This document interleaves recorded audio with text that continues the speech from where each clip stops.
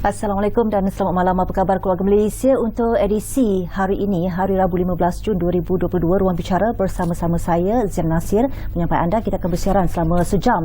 Dan apa yang kita nak bincangkan malam ini adalah satu topik yang agak berat juga sebenarnya, berkaitan dengan pemansuhan hukuman mati mandatori, satu transformasi undang-undang. Dan apa yang dinyatakan ini berkaitan dengan pemansuhan hukuman mati telah pun mula dibincangkan juga, mendapat perhatian sejak minggu lepas lagi. Kalau saya tak silap, ada yang menyatakan kesan hukuman mati mandatori dimansuhkan. 11 kesalahan bawah pemansuhan hukuman mati mandatori.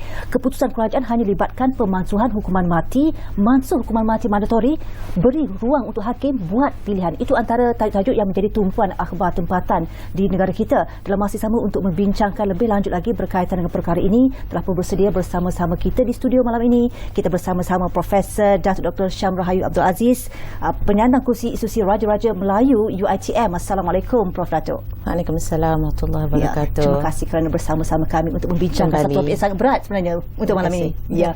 Dan di hujung sana kita bersama-sama Profesor Madya Dr. Khairil Azmin Muhtar yang merupakan pensyarah Islam, pensyarah undang-undang dari Universiti Islam Antarabangsa Malaysia UiEM. Assalamualaikum. Waalaikumsalam warahmatullahi. Baiklah, untuk kita bawakan perbincangan ini, kita nak bawa secara santai saja, tidak terlalu serius walaupun topiknya agak berat. Secara laymannya, Dr. Khairi, apakah yang dimaksudkan dengan kerajaan Malaysia setuju untuk mansuhkan hukuman mati mandatori? Okay, yang ini adalah satu topik yang memang berat sebab hukuman pun berat. Sebab hukuman mandatori mati itu merupakan hukuman jenayah yang paling berat sekali. Jadi apa yang berlaku saya setakat ini ialah mungkin berlaku silap faham. Kerana ada perbezaan antara pemansuhan hukuman mati dan pemansuhan hukuman mati mandatori. Jadi sebelum itu ingin saya nyatakan bahawa apabila seorang itu disabitkan kesalahan jenayah, maka dia akan dihukum. Jadi apakah hukuman yang wajar akan dilaksanakan terhadap bersalah itu? Itu adalah kuasa hakim. Tetapi hakim pun apabila menjatuhkan hukuman, dia tidak boleh membuat hukuman sewenang-wenang ataupun mengikut kemahuannya sendiri. Kuasa hakim untuk menjatuhkan hukuman adalah tertakluk pada undang-undang yang wujud. Jadi hukuman itu berdasarkan kesalahan yang dibuat. Dalam Malaysia ada berbagai jenis hukuman. Ada hukuman penjara, ada denda, ada sebatan, dan salah satunya adalah hukuman mati. Jadi hukuman mati adalah salah satu hukuman jenayah yang wujud dalam negara kita. Persoalannya sekarang ialah wajarkah hukuman mati ataupun hukuman mati mandatori itu dikekalkan? Itu persoalannya. Jadi apabila kita katakan hukuman mati, dia ada dua jenis, hukuman mati mandatori dan hukuman mati saja. Jadi jika dikatakan dalam peruntukan undang itu hukuman mati mandatori, bermaksud hakim itu tidak mempunyai pilihan. Apabila orang itu disabit kesalahan, maka hukuman yang mesti dijatuhkan ialah hukuman mati. Itu dikatakan hukuman mati mandatori, di mana hakim tidak mempunyai sebarang pilihan.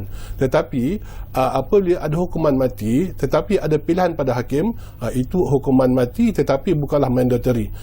Bagi saya bagi contoh ya, di Malaysia ni ada 33 jenis kesalahan dalam 8 undang-undang berbeza di mana hukumannya mati. Tetapi daripada 33 undang-undang kesalahan tersebut, hanya 11 saja yang punya hukuman mati mandatori. Contoh dia, hukuman mati mandatori ni adalah apabila kesalahan pembunuhan dengan sengaja.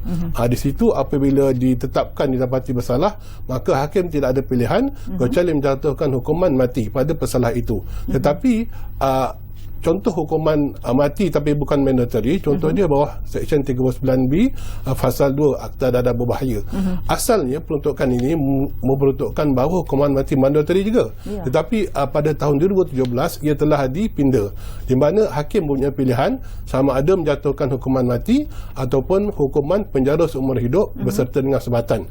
Jadi sini ada perbezaan antara hukuman mati mandatori dan hukuman mati tetapi tidak mandatori. Dia bergantung pada kesalahan dan bergantung pada peruntukan undang-undang yang sedia ada.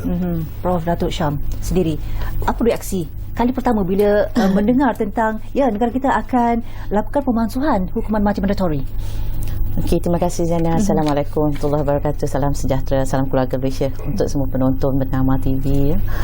Ya, ini adalah satu, saya balik pada tajuk lah Zana. Sebenarnya tajuk ini isu berkaitan dengan transformasi pentadbiran keadilan. Sebab kalau kita lihat secara umum, hukuman mati itu adalah satu hukuman yang bertujuan mendatangkan keadilan kepada mangsa. Ya, jadi sebenarnya kalau saya lihat sebab pergerakan di Malaysia ni movement untuk menghapuskan hukuman mati ni bukan setahun dua. Dia bermula lebih kurang pada tahun 2007, 2008 dan suka saya kongsi masa saya buat masters dulu tahun 1991, 92 ya.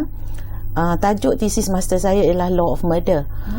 Jadi macam itu suatu yang memang sentiasa ada dalam pembacaan saya dan bila kita bercakap tentang hukuman mati ni, ia tidak mengejutkan apabila kerajaan membuat keputusan untuk menghapuskan hukuman mati mandatory sebab ianya telah dimulakan pada tahun 2017 dan 2018 apabila desakan-desakan antarabangsa terutamanya dari segi hak asasi.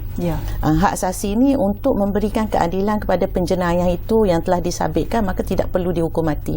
So dari segi falsafahnya, transformasi atau perubahan memasukkan undang-undang mati ni, undang-undang hukuman yang meletakkan kesalahan tu dihukum dengan hukuman mati mandatory ni, ia adalah satu perubahan bukan sekadar hukum, perubahan pada hukuman. Dia sebenarnya memberi kesan yang sangat mendasar ke atas pentadbiran keadilan jenayah di negara kita. Sebab hukuman mati ni dari dulu sampai sekarang kita masih kita menerima bahawa hukuman mati itu ada kalanya mendatangkan keadilan kepada mangsa. Sebab kalau kita lihat kepada pentadbiran keadilan, tujuannya apa? Untuk mendatangkan keadilan kepada kedua-dua pihak. Tapi desakan-desakan antarabangsa terutamanya apabila menyatakan hukuman mati ini adalah hukuman yang menyiksakan, torture ataupun hukuman degrading, inhuman. Jadi mereka mencadangkan supaya gerakan ini dibuat pada bacaan saya selepas Perang Dunia Kedua. Apabila menyemarakkan keadaan hak asasi itu, maka dicadangkan dari dulu lagi, digerakkan sehingga 140 lebih negara telah menghapuskan hukuman mati atau kalau ada hukuman mati pun inactivate. Maknanya tidak dilaksanakan hukuman mati itu. Jadi pada pandangan saya, reaksi saya ialah memang saya dah menyangka perkara ini akan berlaku. Saya pernah menulis satu kertas mengenai hukuman mati ni dalam jurnal undang-undang lah ya. Jadi perkara ini dibahaskan dan jawatan kuasa dah banyak ditubuhkan, perbahasan wacana-wacananya. Jadi kalau kita lihat kepada pokok utamanya ialah perubahan kepada hukuman itu telah memberi kesan yang besar kepada sistem pentadbiran keadilan jenayah di Malaysia. Jadi ini perkara pokok yang masyarakat juga perlu sedar bahawa ini adalah isu besar. Ia bukan isu main-main. Sebab ia melibatkan pentadbiran keadilan. Ini soal keadilan itu sendiri. Cuma di sini ada juga suara-suara Dr. Harry. Apa sebab kerajaan ambil pendekatan untuk masukkan hukuman mati mandatori dan bukannya hukuman mati secara keseluruhan? Dalam dunia yang globalisasi ni, di mana kita sebenarnya bukanlah terasing. Kalau kita lihat trend ataupun corak pemikiran sedunia mengarah pada untuk pemasukan hukuman mati. Tapi kita pada masa yang sama perlu ingat bahawa apa yang dicadangkan oleh kerajaan ialah memasukkan hukuman mati mandatori, bukannya memasukkan hukuman mati. Itu adalah satu perbezaan yang amat besar sekali. Jadi tapi trend negara-negara terutamanya sekali di barat ialah memasukkan hukuman mati secara mutlak. Namun begitu, walaupun dunia cuba memasukkan hukuman mati, malah PBB juga membuat moratorium mengalakkan untuk membuat masukkan hukuman mati. Negara-negara yang dikatakan mengamalkan demokrasi, contohnya negara Amerika Syarikat, masih lagi mengamalkan hukuman mati. Jadi di sini kita nampak satu kontradiksi walaupun disuruh negara lain untuk memasukkan hukuman mati, tapi Amerika Syarikat salah satunya masih lagi mengamalkan hukuman mati.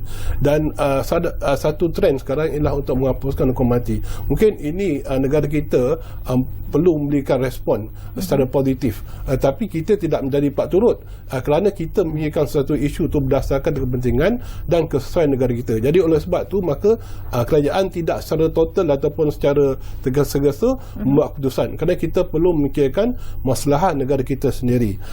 Dan pada masa yang sama saya rasa sebenarnya patut kita memikirkan ataupun mengkaji semula hukuman mati ini, terutamanya hukuman mati mandatori. Mungkin ada pihak yang tak setuju hukuman mati dimasukkan, tetapi mereka setuju jika hukuman mati mandatori dimasukkan. Jadi kerana kalau kita lihat keadaan sosial, keadaan ekonomi sekarang berbeza dengan dahulu. Kerana kebanyakan undang-undang yang mengekalkan hukuman mati mandatori itu ada yang dibuat kadang-kadang sebelum kita merdeka lagi. Jadi sudah memang masanya kita perlu menyemak, kerana kita tidak mahu undang-undang yang lapuk tidak sesuai digunakan. Undang-undang ataupun hukuman yang dijalankan mestilah sesuai dengan peredaran zaman. Jadi kita tak mahu tidak keadilan bukan saja pada masyarakat tapi juga pada penyayah. Dan jika boleh izinkan saya untuk menyatakan lagi satu sebab mengapa kerajaan berfikir untuk menghapuskan hukuman mati mandatory, ialah kerana kerjasama dengan negara luar. Kerana dalam undang-undang jenayah dia ada prinsip double criminality, di mana jika sesuatu kesalahan itu adalah jenayah satu negara, maka ia merupakan jenayah negara lain, maka ia boleh diekstradisi.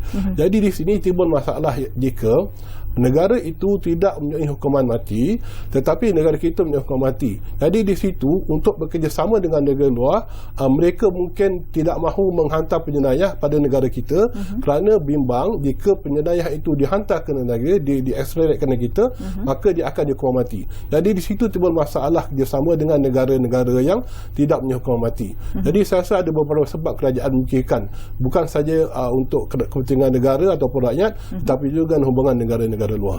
Pada pandangan Prof. Datuk sendiri, pada awalnya memikirkan lebih baik untuk disemak dari segi hukuman mati mandatory ataupun secara keseluruhannya? Okey, kalau kita lihat semua orang dah faham sekarang, kita tidak salah faham bahawa yang mahu dihapuskan oleh kerajaan sekarang ialah hukuman mati mandatory. Itu yang digembar-gemburkan. Tapi saya terdengar dalam kenyataan yang dibuat oleh menteri pada 13 hari bulan hari Isnin, dia kata secara beransur-ansur hukuman mati ini akan dihapuskan. Jadi ini ada suatu yang itu yang saya fikir kata kita kena lihat betul-betul. Adakah pada tahap, sebab sememangnya hukuman ni dia bergantung kepada kehendak masyarakat. Kalau the general public itu, masyarakat awam tu masih lagi merasakan hukuman mati sama ada mandatory atau sebagai pilihan ni diperlukan, maka saya fikir pandangan masyarakat itu juga harus diambil kira, sebab ianya bukan untuk kepentingan kerajaan juga, ia adalah kepentingan rakyat. Jadi keadilan itu diberikan kepada semua pihak, orang yang bersalah, orang yang disabitkan, orang yang menjadi mangsa, dan negara juga mungkin menjadi mangsa. Contoh kita bagi kesalahan yang diletakkan hukuman mati, wajib mati ni, contoh kesalahan berkaitan dengan tubuh badan yang di Pertuan Agong, tubuh badan yang di Pertua Negeri, tubuh badan Raja Pemerintah, dia diletak dalam Seksyen 121 Kanun Persiksaan tu, hukuman mati mandatory, dan bahkan mati lagi, kena denda lagi dalam itu. Jadi mungkin kita semak, jadi denda tu tak perlulah kalau dah kena hukuman mati kan. Tapi di sini, jadi dari sini saya fikir walaupun tidak dinyatakanlah hasrat untuk memasukkan, macam kita tengok headlines akhbar jadi cuma saya kebimbangan saja kalau diyakinkan bahawa no further action untuk memasukkan hukuman mati, itu sedikit terjamin. Tapi kita tahu dalam kegerakan dalam gerakan-gerakan untuk mengukuhkan kefahaman hak asasi ni, dia bukan berhenti kat situ. Dia akan ada tindakan-tindakan selanjutnya. Ini yang bukan saya nak berprasangka, tapi kita perlu tegas bahawa sekiranya ini je yang kita mahu, kita perlu tegas bahawa kita akan to defend, mempertahankan hukuman mati itu bagi kesalahan-kesalahan yang sangat serius terhadap negara. Jadi pada sini kalau suatu kesalahan itu mendatangkan mendatangkan ancaman kepada keselamatan negara, seperti pengintipan dan sebagainya, itu pada saya kena fikir sama ada kita perlukan hukuman mati yang mandatory ataupun tidak. Tapi hukuman mati apabila menyebabkan keselamatan negara, bukan keselamatan individu seorang, tapi keselamatan negara dan keadilan kepada mangsa lah. Dalam kes ini kita perlu melihat bahawa ini adalah satu transformasi yang mendatangkan kebaikan. Satu lagi, mungkin ada pandangan dari sudut agama. Ada setengah agama, contoh agama Islam kan, dia masih menetapkan hukuman mati, bukan menggalakkan hukuman mati, tapi membolehkan hukuman mati. Tapi kita jangan prejudis terhadap undang-undang agama ni, sebab contoh dalam perundangan Islam ni, dia ada syarat-syarat pembuktian yang sangat tinggi tinggi. Ya. Syarat pembuktian yang sangat tinggi. Jadi ada hujah-hujah agama juga yang terlibat. Dan ia juga dalam perubahan hukuman tadi, dia juga melibatkan institusi-institusi beraja. Ya, bukan sewenang-wenangnya. Yalah, saya tahu kerajaan tak akan buat sewenang-wenang cuma kita pasti kerajaan tak akan buat sewenang-wenang. Kerajaan dah fikir bertahun-tahun, beberapa jawatan kuasa belanja ratusan ribu, mungkin hampir jutaan untuk membuat kajian-kajian ini. Ini yang kita kata kajian itu mungkin kerajaan telah mendapat, adalah sebab-sebab kerajaan buat gitu. Cuma sebagai seorang rakyat, kita mahu kepuasan hati rakyat itu supaya dibuktikan keadaan itu berlaku. Sebabnya kalau tak, sikit lagi nak tambah, kalau tak ada hukuman mati secara mandatory, hukuman mati pilihan itu mungkin tidak akan dilaksanakan walaupun ada dalam undang-undang. Okey, baik. Itu baru sedikit. Kita ada banyak lagi masa. Kita sedang membincangkan topik mansuh hukuman mati mandatori, satu transformasi undang-undang. Dan bagi anda yang mungkin ada persoalan, ada pandangan secara harmonis, anda boleh telefon kami 03-2697-9768 atau 03-2697-9767 seperti di paparan kaca TV anda sekarang ini. Baiklah, menyentuh berkaitan dengan moratorium. Okey, status moratorium pelaksanaan hukuman mati setelah kerajaan bersetuju untuk memansuhkan hukuman mati mandatori. Bagaimana dengan statusnya? Ya, moratorium tu satu terma yang agak menarik sebab masa PKP pun ada moratorium juga. Ya, betul. Jadi siapa yang kena bayar hutang lega. Jadi sekarang kalau moratorium ni untuk penangguhan hukuman mati. Jadi kerajaan memangnya dah buat moratorium sejak tahun 2018 lagi, dan sekarang ni masih lagi berterusan. Tetapi kita perlu ingat, ya, bila dikatakan moratorium tu bukannya hukuman tu dihapuskan, tidak. Maksud dia orang yang telah didapati bersalah dan dijatuh hukuman mati, maka hukuman itu ditangguhkan dulu. Maksud dia bila berakhir moratorium, macam hutang juga kena bayar. Jadi bila berakhir moratorium, dia akan dihukum mati. Jadi di situlah persoalannya, jika akan dibuat undang-undang untuk memansuhkan hukuman mati mandatori, adakah dia akan dibuat secara automatik ataupun bersifat retrospektif atau ke belakang? Di situ persoalannya. Dan saya rasa benda ni sudah dibincangkan di akhbar-akhbar dan banyak pendapat telah dikeluarkan, dan izinkan saya untuk menjelaskan keadaan bagaimana, ya. Kerana jikalah apabila kerajaan bersetuju ataupun bertindak dan diluluskan oleh parlimen untuk meminda undang-undang mandatory hukuman mati ini, jadi adakah dia akan terpakai pada orang yang telah dihukum mati? Jadi di situ persoalannya. Dan ia bergantung pada undang-undang yang diluluskan oleh parlimen. Kerana apabila parlimen meluluskan undang-undang, ada sebenarnya 3 pilihan. Pertama sekali, undang-undang yang diluluskan itu akan berkuat kuasa pada satu masa yang akan datang. Contoh dia, jika dibuat hari ini, maka dia akan berkuat kuasa mungkin tahun depan. Ataupun undang-undang itu akan berkuat kuasa serta-merta apabila digazet, ataupun undang-undang itu akan berkuat kuasa ke belakang ataupun retrospektif. Jadi di sinilah persoalannya. Dan ada dicadangkan bahawa jika undang-undang pindaan pada hukuman mati itu dibuat, maka hendaklah bersifat retrospektif, di mana orang-orang yang sudah dibicarakan tetapi tidak lagi jatuh hukuman, maka di situ hakim boleh membuat pilihan. Jadi di sini saya rasa satu benda yang positif ialah di mana badan kehakiman diberi pilihan untuk membuat hukuman sama ada hukuman mati ataupun hukuman yang alternatif seperti penjara dan sebatan. Jadi di sini saya cadangkan supaya diberi sebuah retrospektif, di mana orang yang telah disabitkan kesalahan tapi tidak dihukum, dan juga orang yang masih dibicarakan tapi belum dihukum, maka di situlah akan memberi manfaat pada orang yang dibicarakan. Tetapi dia tidak dapat memberi manfaat pada orang yang telah didapati bersalah dan dihukum, hukuman dijatuhkan. Jadi di situ jika undang-undang pemansuhan hukuman itu dibuat, maka dia tidak akan terpakai pada orang yang telah didapati bersalah dijatuhkan hukuman.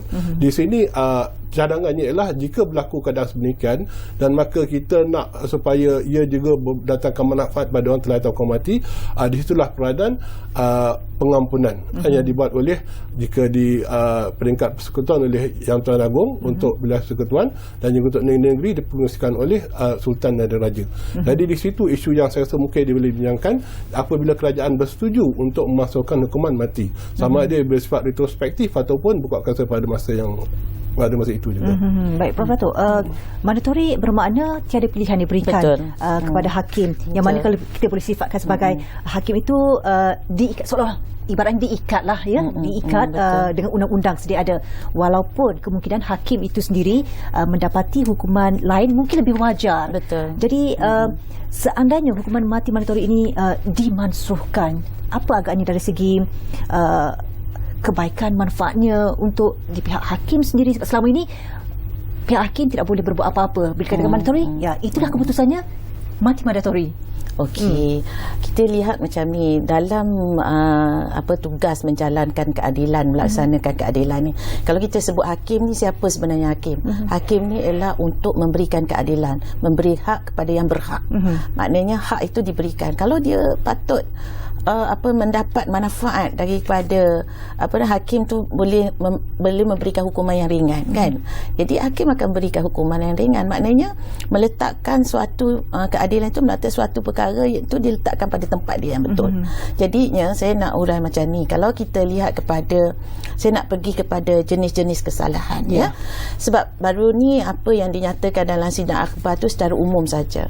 Maknanya hukuman mati mandatory dimansuhkan. Contoh, ya, kalau adakah hukuman mati mandatory itu semua kesalahan yang diletakkan hukuman mati mandatory itu akan diubah? Yang telah diubah 39B Akta Dadah Berbahaya. Tapi kesalahan-kesalahan lain tu, contoh yang saya sebut tadi, kesalahan terhadap tubuh badan yang di-Pertuan Agong atau raja, atau raja di negeri ataupun yang di-Pertuan negeri. Terhadap tubuh badan tu hukum shall be put to death, maknanya dihukum mati. Adakah section ini juga akan dimasukkan hukuman mati itu? Kalau orang tu contoh telah bunuh raja, adakah orang itu akan dihukum dengan penjara seumur hidup saja, atau diberi, kalau hakim tu kata kena hukum, ada pilihan, maknanya undang-undang tu diubah, memberi pilihan pada hakim. Jadi ini yang kita sebagai rakyat, saya fikir betul, kalau orang bunuh raja kita, adakah kita nak letak dia imprisonment saja, kan?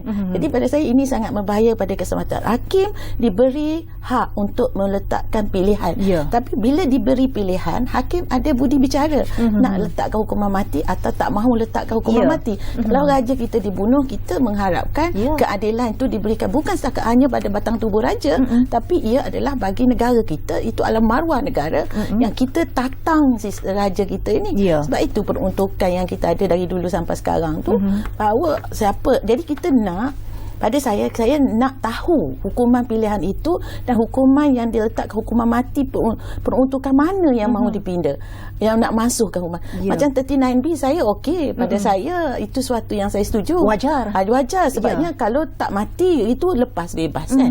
Jadi sekarang kalau tak hukuman mati, bolehlah ditahan atau dipenjara seumur hidup atau sebatan tidak lebih daripada 15 kali.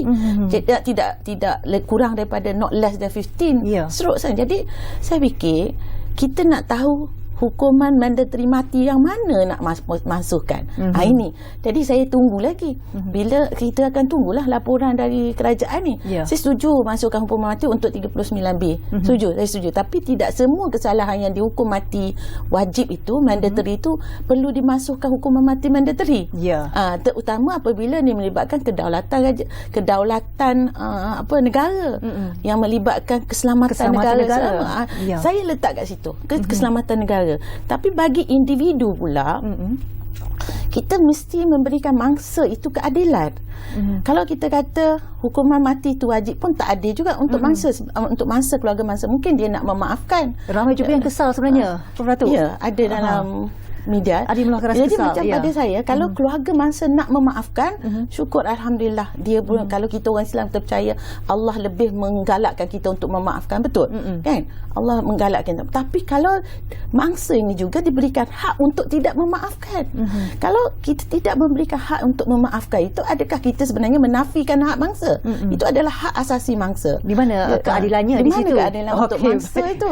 Hangat sebenarnya. Kita ada pemanggil waktu ini, Prof. Datuk dan Doktor, ya. Kita bersama-sama Encik Nawawi dari KL. Assalamualaikum. Halo. Ya, Assalamualaikum. Waalaikumsalam. Ya, Encik Nawawi, teruskan. Selamat malam pada ahli panel lah. Saya mengenai death penalty ni, mandatory. Saya rasa saya ingin melontar pendapat saya lah. Dan mungkin juga ramai orang yang berpendapat dengan saya. Saya rasa tidak tidak harus benda ni dihapuskan. Seperti kalau kita tengok macam kes dadah lah. Dadah tu cukup membahaya pada negara.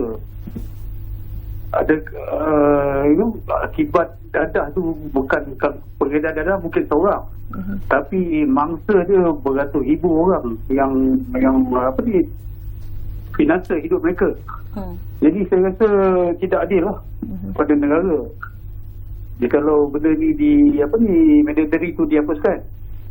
Dan juga seperti tadi disebutkan tadi, kalau keselamatan negara pada orang-orang yang berkhianat pada negara, rakyat Malaysia yang khianat negara, bagaimanakah hukumannya tu?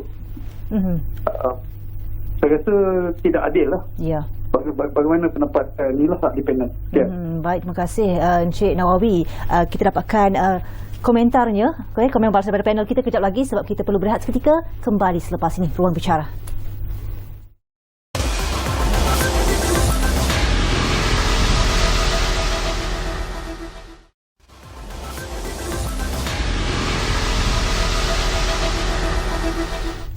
Ya, kembali bersama-sama kami Ruang Bicara malam ini. Kita bincangkan topik mansuh hukuman mati mandatori, satu transformasi undang-undang bersama-sama Prof. Datuk Dr. Syam Rahayu dan Profesor Madya Dr. Khairil Azmin Muhtar ketika ini.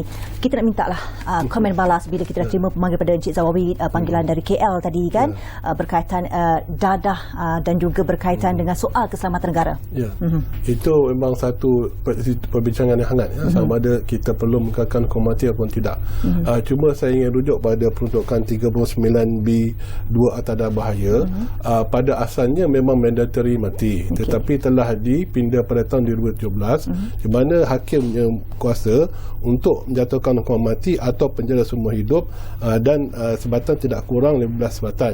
Jadi menunjukkan bahawa dalam Akta Atada Bahaya sekarang pun undang-undang yang telah dipindah ada pilihan, dia bukannya mandatory lagi. Jadi di sini kita perlu yakin pada sistem kehakiman dan hakim yang telah dilantik.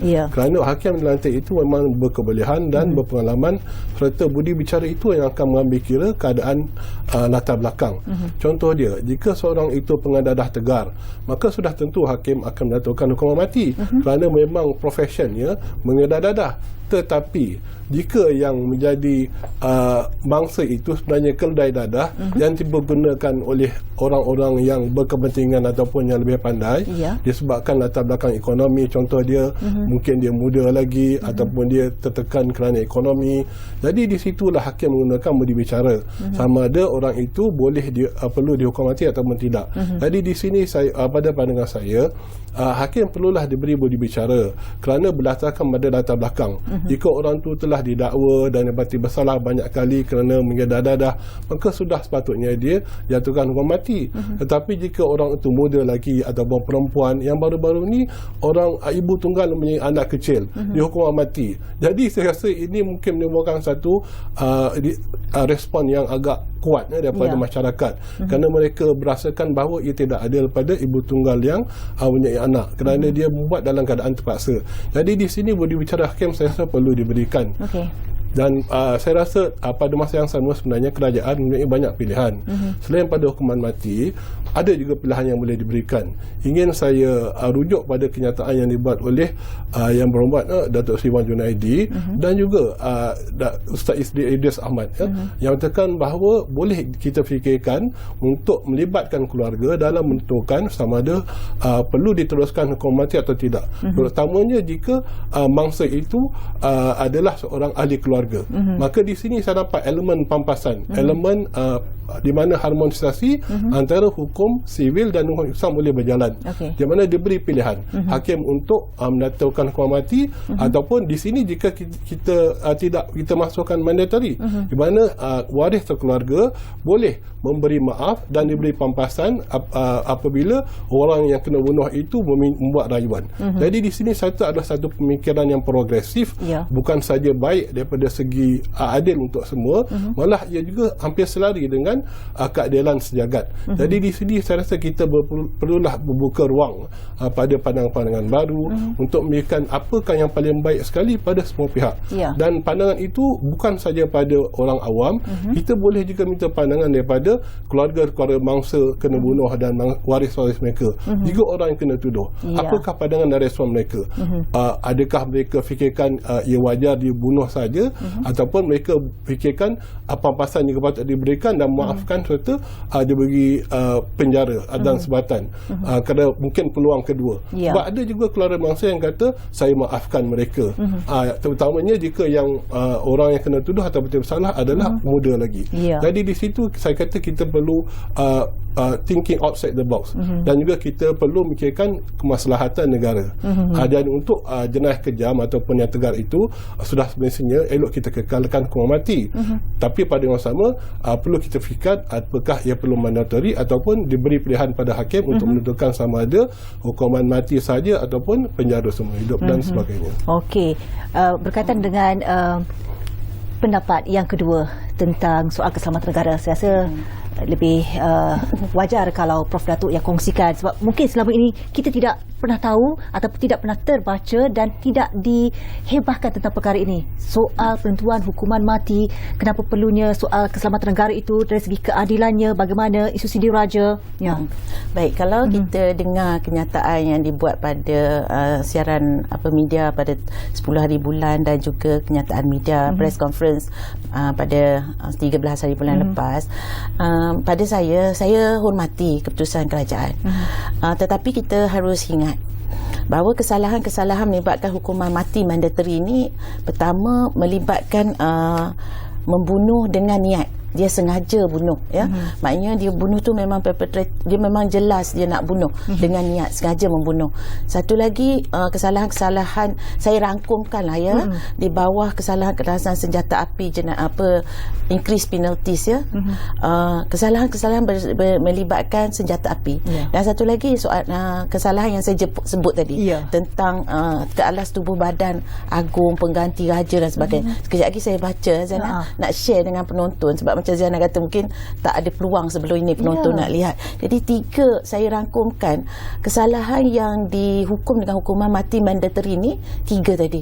Kesalahan melibatkan bunuh dengan niat di bawah 302 kanun kesiksaan, kesalahan berkaitan dengan senjata api di bawah akta senjata api, kesalahan lebih berat, hukuman lebih berat, increase penalties, dan satu lagi yang di bawah kanun kesiksaan juga yang melibatkan institusi raja tadi. Saya nak tegaskan di situ sebab alang-alang saya duduk dekat kursi institusi raja-raja Melayu je, saya perlu jelaskan kepada masyarakat umum lah.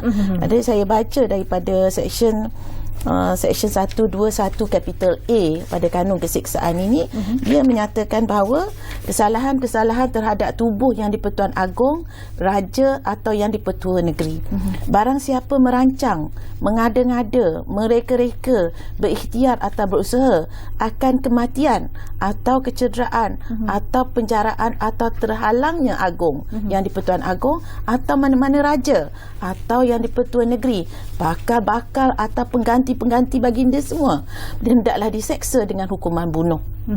Bolehlah juga dikenakan hukuman denda. Termaktub di situ dalam 121 kapital A. Jadi adakah hukuman mati di sini juga nak dihapuskan? Jadi saya ada yang saya setuju. Jadi itu sebab saya kata perincikan dulu. Jadi saya masih menunggu itu. Dia tak boleh blanket nak masukkan tu kan. Jadi saya juga dengar dalam kenyataan media yang berhormat menteri bahawa tuanku dah ada perbincangan dengan institusi beraja. Tapi kita rakyat yang kasihkan institusi beraja ni, yang mahukan institusi beraja sentiasa berdaulat dan ditegakkan ni, kita mahukan perincian yang lebih mendalam dan mendetail lah. Baik, dalam masa yang sama Doktor, bagaimana pula dengan kes-kes yang telah pun dijatuhi hukuman, kes dalam siasatan dan kes yang melibatkan pengampunan? Adakah ada perubahan selepas pemansuhan ini menjadi realiti? jika proses ini berhenti sebenarnya bergantung pada parlimen juga, kerana kerajaan boleh buat polisi, tapi polisinya bergantung pada kemampuan kerajaan untuk meyakinkan parlimen meluluskan pindaan terhadap hukuman-hukuman mati tersebut. Jika ROU dibentangkan di parlimen dapat sokongan, maka dapatlah dipinda dan barulah akan berkuat kuasa undang tersebut. Jadi pada ketika ini hukuman mati masih lagi kekal, kerana hakim masih lagi menggunakan undang-undang yang sedia ada. Jadi kita tunggulah sama ada parlimen setuju atau tidak, kita akan lihat bagaimana bentuk undang yang akan dikuatkuasakan. Dan sebagaimana yang saya sebutkan tadi, sama ada undang itu boleh terpakai pada seorang penjenayah atau tidak bergantung pada bila undang-undang itu akan dikuatkuasakan.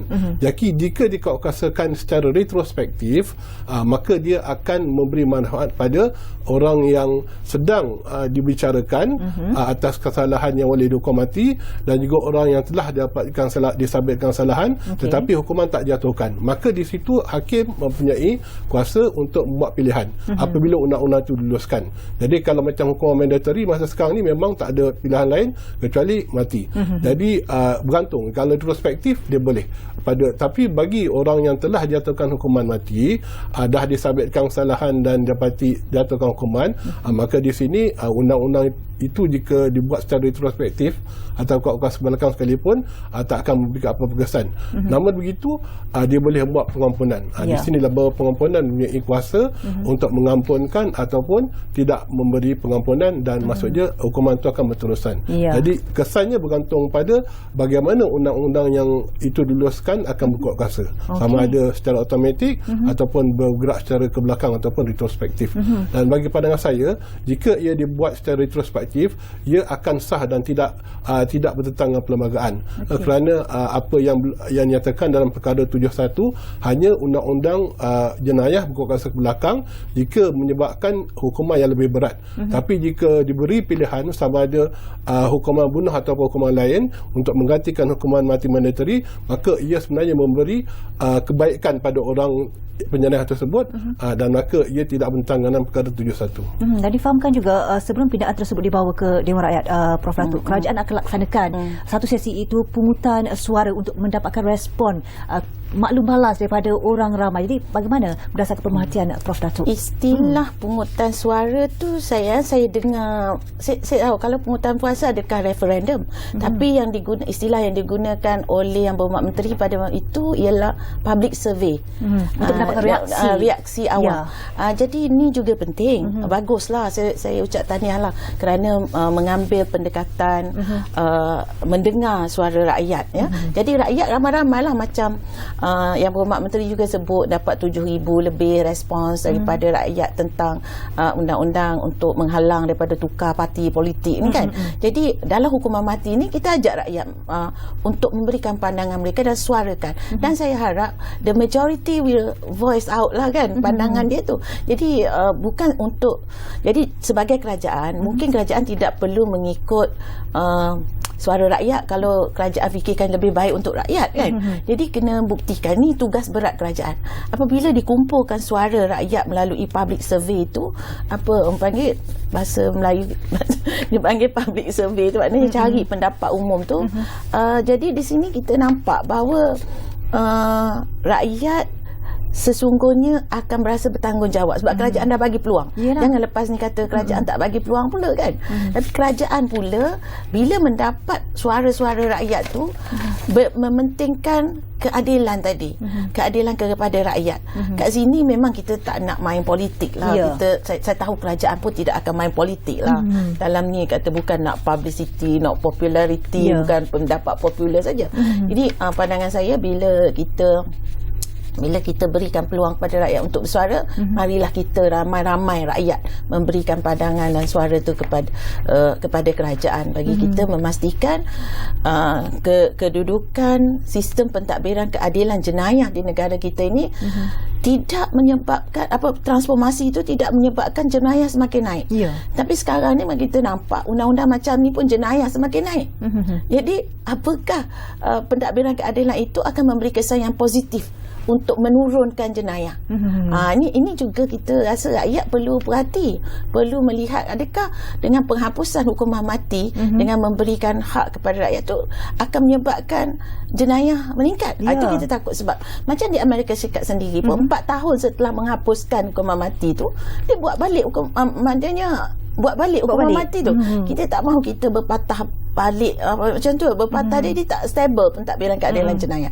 Jadi eloklah kita fikirkan dengan betul-betul dan saya fikir kesalahan-kesalahan yang berinci satu persatu itu perlu juga dibawa kepada rakyat. Kita jangan sorok pada supaya rakyat nampak, biar telus. Betul. Kadang rakyat kita ni, kita tahu rakyat kita perlukan pendidikan berkaitan dengan undang-undang ni lebih mendalam lagi.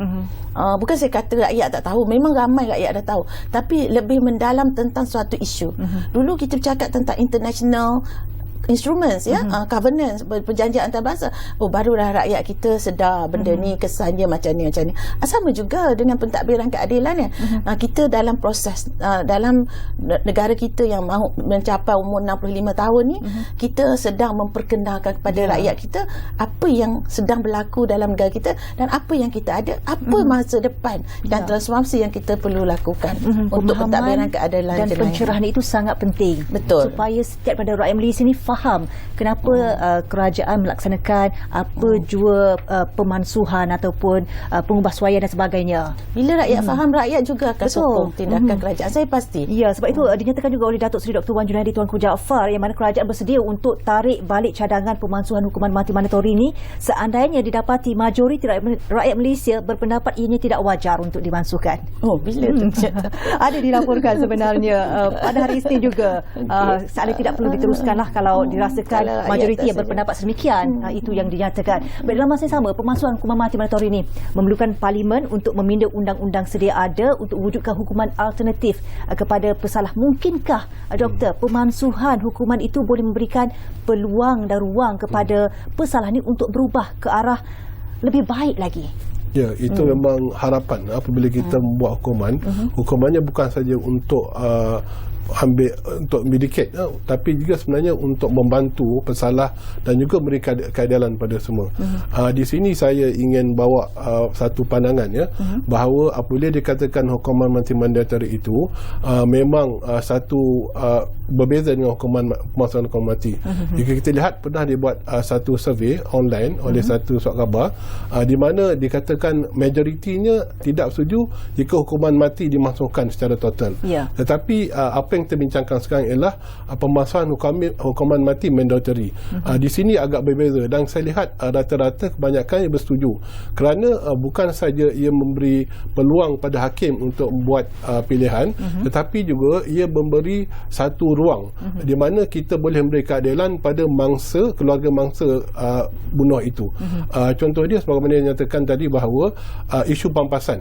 Di sini malah kalau kita lihat pernah dilaporkan bahawa Seri Paduka Pertuan Agong ketika menjadi pembangku Sultan Pahang dahulu menyatakan bahawa di lembaga pengampunan Majlis Penjamaah Pengampunan Negeri bercadang membuat kaedah diat atau penghukuman daripada waris mangsa sebagai alternatif terhadap hukuman dikenal tak bersalah. Jadi ini juga apa yang diutarakan baru-baru ini oleh Menteri Agama di Jawatan Perdana Menteri Idris Ahmad dan juga Datuk Seri Wan Junaidi. Jadi saya rasa di sini kita dapat lihat sebenarnya ia membuka satu ruang untuk kita membuat satu transformasi di mana kita bukan saja mengikat kita pada hukuman ataupun jejak hukuman telah ada, tapi kita boleh fikir cara yang lebih baru, bertindak lebih progresif dan mengikut kemahuan semasa. Dan di sini saya agak setujulah kerana apabila Datuk Seri Wan Junaidi menyatakan bahawa selain daripada pemansuhan hukuman mati mandatori, maka beberapa institusi akan dibina. Contoh dia mewujudkan prosedur penghukuman ataupun pre-sentencing prosedur, menubuhkan majlis penghukuman, membangunkan garis panduan penghukuman, menubuhkan suruhanjaya pembaharuan undang-undang, buat pembaharuan institusi kepenjaraan, melaksanakan hukuman restorasi. Ini semua saya rasa adalah selari dengan tindakan yang dibuat oleh negara-negara yang lebih dahulu pada kita membuat transformasi dan kita berada dalam landasan yang betul. Di sini saya menunjukkan syabas pada Datuk Seri Wan Jalani dan kabinet kerana bertindak secara proaktif dan proaktif. Ini masa yang tepat. Ya, dan masa yang tepat. Dan pada masa yang sama mengambil kira pandangan semua pihak. Bukan saja pada orang yang kena tuduh tetapi juga keluarga mangsa. Dan alhamdulillah nampaknya Seri Paduka Badan Mahkamah Agung sebenarnya dah mendahului pun perkara ini. Okey. Selain itu, apakah hukuman alternatif yang seharusnya setimpal dengan kesalahan yang dilakukan selain dapat beri pengajaran kepada masyarakat? Pandangan pengajar. Okey, jenis-jenis hukuman yang ada di negara kita ni ialah hukuman mati mandatory, hukuman mati, pemenjaraan seumur hidup, sebatan dan denda lah. Ini yang orang kata apa, yang untuk kesalahan-kesalahan berat lah kan. Jadi dari segi itu hukuman apakah yang paling berkesan? Okey, hukuman apakah yang paling berkesan bagi setengah-setengah orang? Pandangan dia merujuk kepada hukuman yang paling berkesan itu hukuman yang akan menyedarkan individu itu pesalah itu kan. Contohnya kalau kes bunuh, kalau anak dibunuh. Jadi pesalah tu perlu diberikan hukuman bagaimana? Hukuman bagaimana? Okey, bunuh ni macam-macam jenis bunuh. Dengan niat membunuh, dia ada cincang, dia ada dia seksa dulu, dia rogol ke apa kan. Itu berkaitan sebab tu kata Datuk Seri Menteri yang berhormat Menteri, katanya bergantung kepada jenis kesalahan itu ya. Jenis kesalahan, bagaimana kesalahan itu dilakukan. Contoh ya, susah nak cakap lah. Contoh kesalahan bunuh ni, dia macam-macam jenis bunuh. Tapi kalau kesalahan itu bunuh kerana hatred, contoh pertelingkahan antara kaum. Orang bunuh dia kerana awak bangsa berbeza dengan saya. Si A ni bunuh B kerana dia dari bangsa yang berbeza. Adakah itu satu kesalahan yang boleh dimaafkan untuk sebuah negara yang majmuk? Adakah satu kesalahan kata hatred crime ni, jenayah kebencian, membunuh atau merompak atau membunuh dan merompak kerana jenayah kebencian?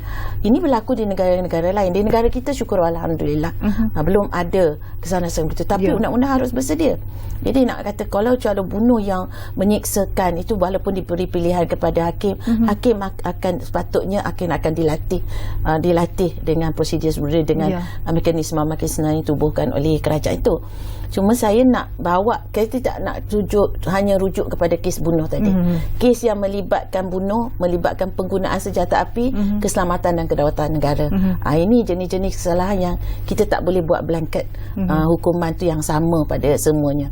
Jadi bagi pentadbiran keadilan ni, saya kata pada pandangan saya, keadilan itu hendaklah diberikan kepada individu mangsa, mungkin keluarga mangsa, dan keadilan itu hendaklah diberikan juga kepada negara dan kedaulatan negara.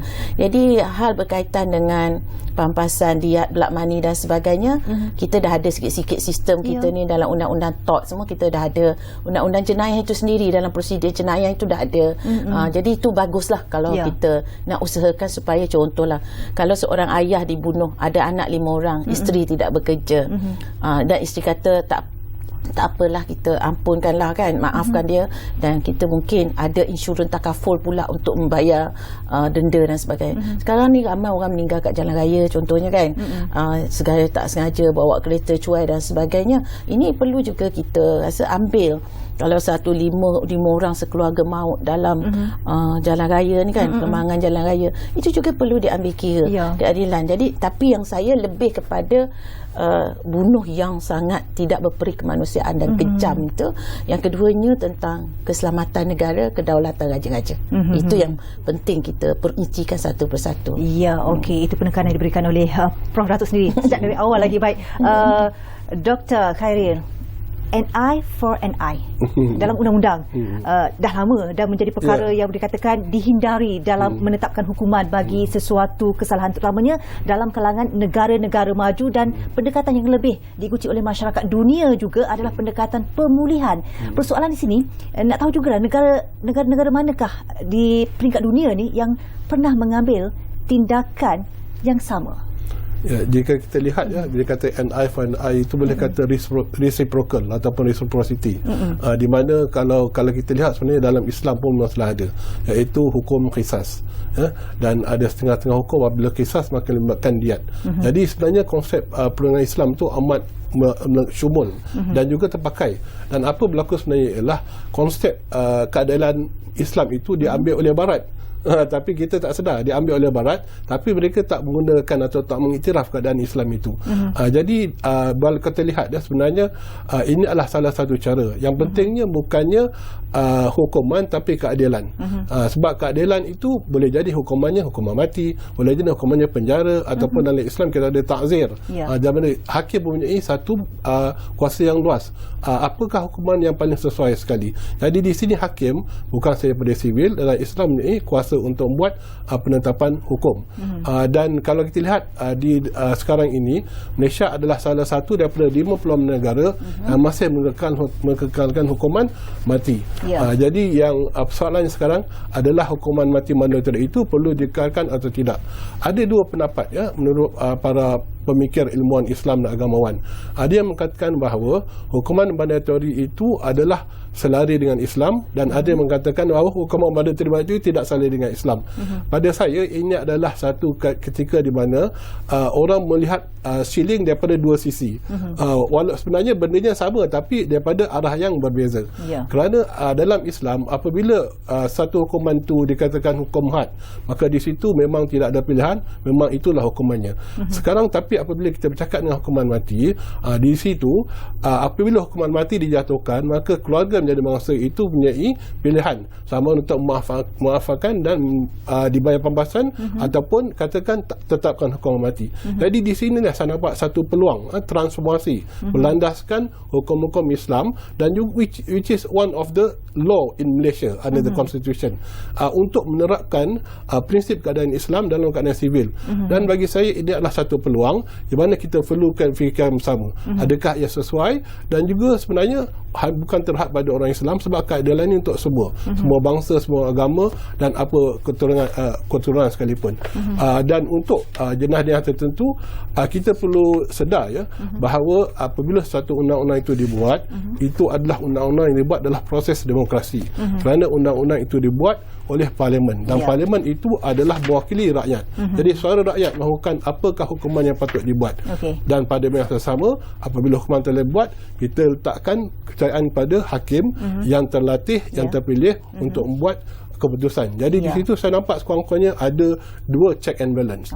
Baik. Peringkat parlimen dan juga peringkat hakiman. Dalam masa 1 minit, Prof. Datuk, transformasi undang-undang bagaimana yang Prof. Datuk nak lihat ada di Malaysia? Secara ringkas saja. Pastinya kita mahukan undang-undang yang boleh mendatangkan keadilan. Keadilan itu memanglah perkataannya subjektif.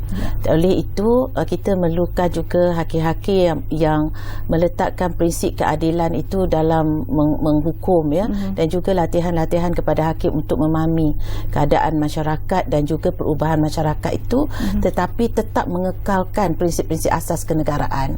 Jadi keselamatan negara, kedaulatan raja dan sebagainya hendaklah sentiasa diambil kira oleh pihak demokrasi dan juga dalam proses pentadbiran keadilan jenayah itu sendiri. Apapun kita ucapkan terima kasih kepada kedua-dua orang panel kerana bersama-sama kita membincangkan topik tentang mansuh hukuman mati mandatori 1, transformasi undang-undang. InsyaAllah ada masa ada ruang kita jemput lagi untuk kita cerakinkan tentang topik ini, sebab topik ini sangat berat untuk dibincangkan. Ada banyak perkara yang perlu diperhalusi sebaik-baik mungkin. Baiklah, terima kasih kepada Profesor Datuk Dr. Syam Rahayu Abdul Aziz, penyandang kerusi Institusi Raja-Raja Melayu UiTM. Terima kasih banyak-banyak. Terima kasih juga kepada Profesor Madya Dr. Khairil Azmin Mukhtar, pensyarah undang-undang dari Universiti Islam Antarabangsa Malaysia, kerana bersama-sama kami untuk Ruang Bicara edisi hari ini, hari Rabu 15 Jun 2022. Saya Zain Nasir. InsyaAllah kita jumpa lagi. Assalamualaikum.